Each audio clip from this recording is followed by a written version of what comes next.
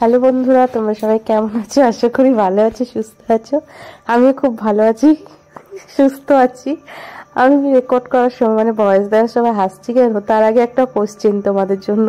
তোমরা কি রাগ করে বরের সাথে ঝগড়া করে কেউ ছাদে গিয়ে বসে থাকো বা অন্য কোথাও চলে যাও? আমাকে কমেন্ট করে জানিও। আমি রাগ করে দেখো ছাদে এসে বসে রয়েছি আর সমানে ঝগড়া করে যাচ্ছি, কারণ এখানে এসছে তোমার দাদা। জানি না ভিডিও করতে এসছে না রাগ ভাঙাতে এসছে, আমি বলতে পারবো না। আমি রাগ করেছি, ও এসছে আমার পেছনে এসে দেখো ভিডিওটা শুট করেছে। আমি এই ভিডিওটা ভয়েস দিচ্ছি, মানে আমার কান্না দেখে আমার হাসি পাচ্ছে যে আমি কিরকম ভাবে কাঁদছি। এটা আমি দেখো রাগ ভেঙেছে, মানে এমন কথা বলেছিল যে আমি কেঁদে ফেলেছি। তারপরে আমি বলছি আমি ভিডিও শুট করবো না। তারপরে দেখো আমি এদিক ওদিকে ঘুরে বেড়াচ্ছি আর আমার পেছন ঘুরে বেড়াচ্ছে ভিডিও শুট করবে বলে।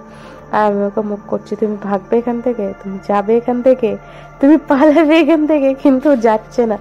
এইভাবেই আমার সে পেছন ঘুরে বেড়াচ্ছে এসে। রাগ তো থোড়াই না ভাঙাচ্ছে, আসল কথা হলো ভিডিও শুট করছে। আমি রেগে গেলে ওর খুব ভালোই হয়, মানে ওর কাছ থেকে ও দূরে সরে থাকলে বোধহয় ওর ভালোই হয়। তা যাই হোক, এখানে দেখো আমি কি করছি। আর এখন এখানটায় আমি ঘুরে বেরিয়ে তখন দেখলাম যে না, আমার পেছন তো ছাড়ছেই না। আমি একটু কাজ করি। তারপরে আমি চলে আসলাম এখানে ছেলের জন্য। এই যে ছেলের একটা ঘড়ি রয়েছে এখানটায়, ওটাই পারবো। তাও দেখো পেছন দিকে ছাড়ছে, এটা পেছন ঘুরে বেড়াচ্ছে।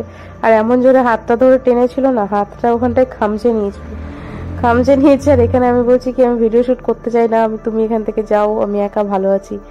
আর কি বলতো, দুপুরবেলা খাওয়া দাওয়ার পরে তো এমনি কোথাও যায় না, এইখানেই বেশি, মানে ছাদের ওপরেই হাঁটাচলা করি একটু। তা আমি অনেকক্ষণ থেকে এসে বসেছিলাম, তারপর দাদা এসেছে এখানটায় ভিডিও শুট করছে। আর আমি এই যে ছেলের ঘুড়িটা পাড়ার চেষ্টা করছি, এখানে বেঁধে গেছে, তা আমি পারতে পারছি না। অনেকক্ষণ চেষ্টা করার পর ফাইনালি আমার হাতে আসলো ঘুড়িটা। একটু অনেকক্ষণ দিয়ে চেষ্টা করেছি, প্রায় 5-7 মিনিট চেষ্টা করেছি, কারণ ঘুড়িটা অনেক উপরে বেঁধে গেছে আর আমি ছোট হয়ে গেছি। তারপরে ঘুরিয়ে যাই হোক পেরে ফেলেছি ঘুড়িটা। পেরে আমি এমনভাবে ওর উপর অত্যাচার চালিয়েছি যে ঘুড়িটা ভেঙেই গেছে, পুরো ছিঁড়ে গেছে, পুরো দেখো দেখতেই পাচ্ছ ছিঁড়ে গেছে। আর ছেলের ঘুড়ি দেখো ওখানে একটা লাঠায় পড়ে রয়েছে, এই পাশে আর একটা লাঠায় পড়ে রয়েছে, কতগুলো ঘুড়ি রয়েছে। তারপরে এত ঘুড়ি এত ছড়িয়ে ছিটিয়ে রেখেছে না। আর এই দেখো এই লোহার রডটা দেখো কোথায় নিয়ে এসেছে টানতে। তা আমি বললাম যে তুমি আমার পেছনে লেগো না, সরো, আমাকে কাজ করতে দাও। তারপর আমি এখানে এসেছি, বললাম যে এটা সরিয়ে ফেলি, লোহার রডটা এটা সরিয়ে ফেলি, কারণ এটাতে অনেক ছোটোখাটো জিনিস মেলতে হয়। আমার তো এখানে দড়ি পজিশন করা নেই, এর মধ্যে অনেক জামা কাপড় মেলা যায়, যেমন ছোট জিনিস, ছেলের ছোট গেঞ্জি, ছেলের সক্সগুলো, তারপরে তোমাদের দাদার সক্সগুলো, এগুলো এখানে মেলা যায়। তা এখানে মেলে দিলে পারে, বাইরে মেললে পারে, মানে ঘরের রেলিংয়ে মেললে পারে ওইগুলো সব ড্রেনের মধ্যে পড়ে যায়। তাই জন্য এটা আমার খুব ভালো। আর এখানে দেখো আমি এইভাবে বসে আছি আর পেছন দিকে এসে মশাই আমাকে ইঞ্জেকশন দিচ্ছে।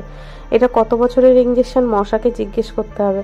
আর আমার ছেলেকে বকছি কেন জানো তো, এখানে মানে কি বলবো, ও পড়তে যাবে না।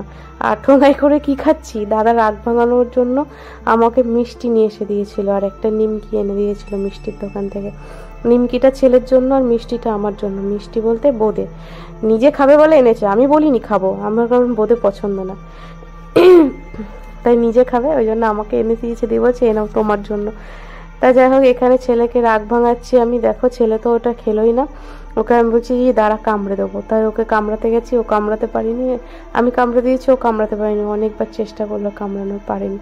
তারপরে দেখো ওকে আমি রাগ ভাঙাচ্ছি এরকম করে।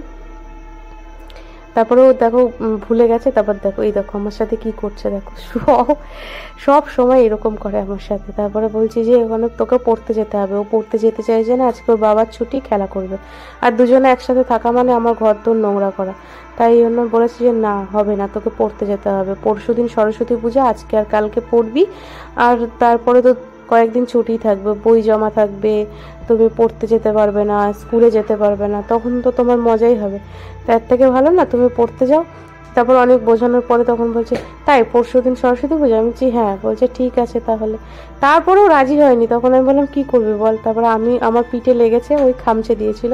তাই আমি বলছি লেগেছে। বলছে কোথায় লেগেছে, আমি বলছি পিঠে। তাও আমাকে পিঠে হাম্পি করে দিল, দিয়ে ও চলে গেল। দিয়ে বলছে কি দাঁড়াও মা পড়তে যাবো, তার থেকে একটা গেম খেলি। আমি বললাম কি গেম।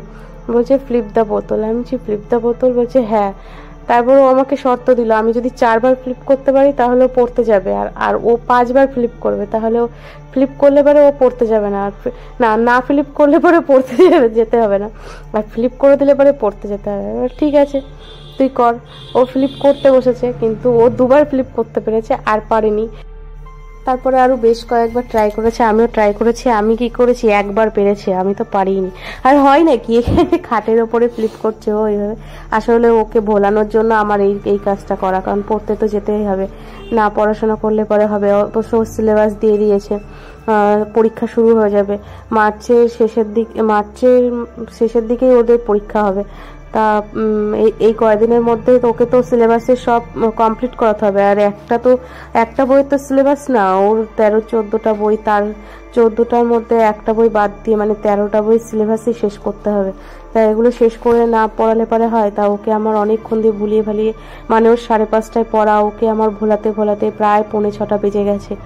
তারপরেও ওর হচ্ছে না পড়া, ওর পড়তে যেতেই হবে অনেক কিছু করার পরে। তারপরে যাই হোক ওকে আমি ভোলাতে পেরেছি। তারপরে বললাম বইগুলো বের করো। ওর তখন বললো আমাকে পড়তে যেতেই হবে। আমি বললাম হ্যাঁ তোকে পড়তে যেতেই হবে। তা বললো ঠিক আছে, আর কিছু করার নেই। অনেক কয়বার এরকম করে তারপরে চলে আসলাম ওর বইগুলো বের করতে। যে বললাম বইগুলো তুই বের কর যা।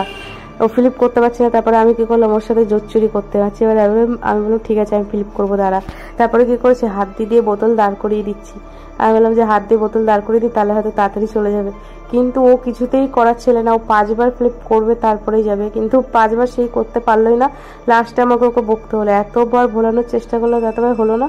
তারপরে কি করলাম, ওর সিলেবাসের ইয়েগুলো প্রথম যেগুলো পরীক্ষা, তা বললো ওর মিস নাকি বলেছে ওকে যে দাগিয়ে নিয়ে যেতে, যে তুই সূচিপত্রগুলো দাগিয়ে নিয়ে আসবি। তাই ওখানে বসে বসে আমি বললাম দে আমি দাগিয়ে দিচ্ছি। তখন আমি ওকে সিলেবাস দেখে মানে ওর সূচিপত্রগুলো দাগিয়ে দিলাম। তারপরে ওকে নিয়ে পড়তে বেরিয়ে পড়লাম। তা আমার ভিডিওটা আজকে এই পর্যন্তই। আমার ছেলের সাথে খেলা করা আর আমার রাগ অভিমানের পালা দেখে তোমাদের সবার কেমন লাগলো অবশ্যই আমাকে কমেন্টে জানিও।